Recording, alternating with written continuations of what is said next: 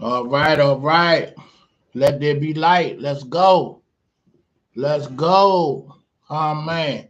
How y'all doing, man? Coming at y'all, football over, so I ain't gotta be wearing the redskin drip. I mean, I still got a few more pieces that I can give y'all. So I'll go back and forth if I want to do that or not. But you see I got the championship uh Capitals on the hockey team that finally bought us a chip. You know, even you know what I gotta get? I gotta get some WNBA gear because our Mystics they did they thing. So I gotta come at y'all with some Mystics gear on. If it's just a hat, scarf, or whatever. So in my travels when I'm out and about, I'll do that. You know what I'm saying? Gotta give y'all all the drip. You know what I'm saying? Gotta give y'all all this. So yeah, it's look at that. That ain't that fly. Ain't nobody coming at y'all like that. You know what I'm saying? Ain't nobody giving it to you like that. I'm just saying, you know, it is what it is. Yeah, but all right, I gotta get that camera right. I had it straight. Okay. No, but I want a full shot. So get it just right. Gotta play with it, man. It's crazy. Keep on protruding down. All right, we're gonna get it right.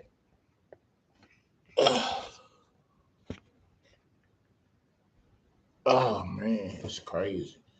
See, I shouldn't have to dip my head to get a full shot. So I'm gonna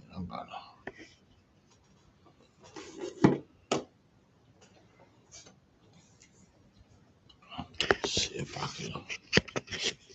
Oh, no, I gotta get creative and do something. This joint. Look at that. There you go. There you go. I'm a young MacGyver when I wanna be. You know what I'm saying? All right, I ain't got no eye boogers, do I? All right, just give me a little. All right, hold on. Head y'all straight.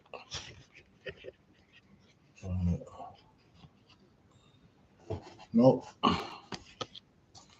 I'm sorry, y'all. I just gotta get this straight because it's gonna bother me if it ain't the way that I want it to be, that I need it to be. There we go. All right. There we go. There we go. All right. That's what's up. All right. 365 days of the year. Black history is being made every day, not just a month. But like I said, I respect that when the culture is being recognized, and this is the month. And I heard somebody say, well, uh, why the shortest month of the year was picked to recognize Black history, and I'm like, I bust out laughing because it make you think like, okay, was this on purpose? But it is what it is. But do you know who started Black History Month? I think it was Carter G. Woodson.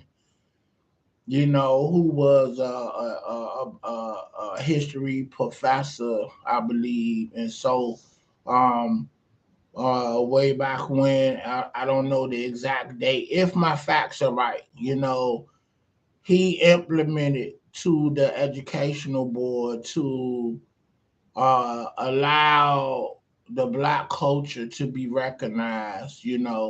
I believe it started as a week, then it started to be a month, and it stuck.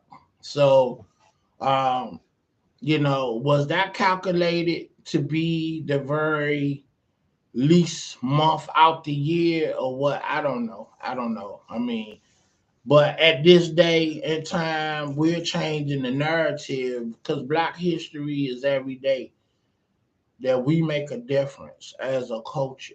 You know what I'm saying? So it's no big deal, you know. But at the end of the day, it is what it is. But let's get into the feature. Highland Pop, the church on the hill, as it is described. Um, that's been my church since I want to say 2000. You know, my original church was St. Vincent de Paul, and I'm gonna do something on that on my next video. That's my home church that I grew up in as a shorty, where my grandmother attended, my whole family, and I just found out my uncle still goes to our church, St. Vincent de Paul. He go to 8 o'clock service on Sundays right there by the Nat Stadium, by South Capitol Bridge, where it's adjacent from the 7-Eleven that they getting ready to close down. So that 7-Eleven been there like since the 70s, because I went to school in Southwest at Jefferson in the 80s. So that's how long that, 7-Eleven been there. I don't know, I was in Jefferson in 83, 84, 85. So I'm thinking that store opened 79 or 1980 to now. And they getting ready to shut that 7-Eleven down. So I'm glad that I'm talking about the landmarks that are closing. Like I grew up in Arthur Capers, that whole dwelling of that hood is gone. It's single family homes there, and it don't even look like it used to look like. You probably gotta go to the library and look up some photos from the 80s on back. So it is what it is. But let's get into the future of the church. Highland Park. Dr. Henry P. Davis is the leader, who is the pastor of the church. And I think he done celebrated 10 years, going on maybe 15, round and again, I actually got married there. My second wife that I married, I've been married twice. So, but he orchestrated my first marriage. He married us, me and my first wife. And so it was through my first wife that I came acquainted with Highland Park. And, you know, um, actually, when I first came on board, I was coming around and with the Clock family, who is the founders of VOV, Voices of Vision, local um, gospel group. You know, um, so when I was dating my first wife and coming around her, I would come to their rehearsals at Highland Park, and it was there that I got saved.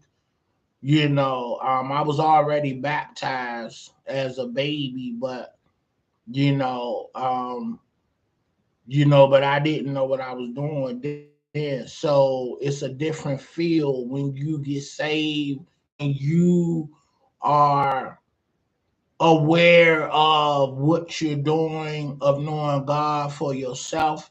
So it's a different meaning behind it, and it's a different feel. So with that being said, and it was on Martin Luther King, it was in Black History Month. And what was crazy about it, it was one of them timelines that it had snowed real bad. So It was a Martin Luther King revival or a special service that they were doing, and I want to say it was on a Saturday. They had a Martin Luther King Day special that they were celebrating at the church, but it was moved to like the first week of February, so it was in Black History Month. You know, oh, was it? They did a special, a Black History special, and it was about Dr. King. So maybe no, it was Dr. King celebrating his birthday, but it got pushed to February because of the snow. It snowed real bad, and they pushed it up. So it was actually the first week, the first Saturday of February. And so I walked up, something came over me, when they do the benediction. They was like, come on and know Christ. And I didn't even really know how God was playing on me, far as working on me. Every time I stepped into that facility, God was talking to me. Like it's just a feeling. You know what I'm saying? And after being in that church, coming to see my first wife rehearse and sing, I was coming to service, supporting them when they sung on Sundays and whatnot. So at the end of the day, God didn't talk to me directly. It was a feeling that came over me. So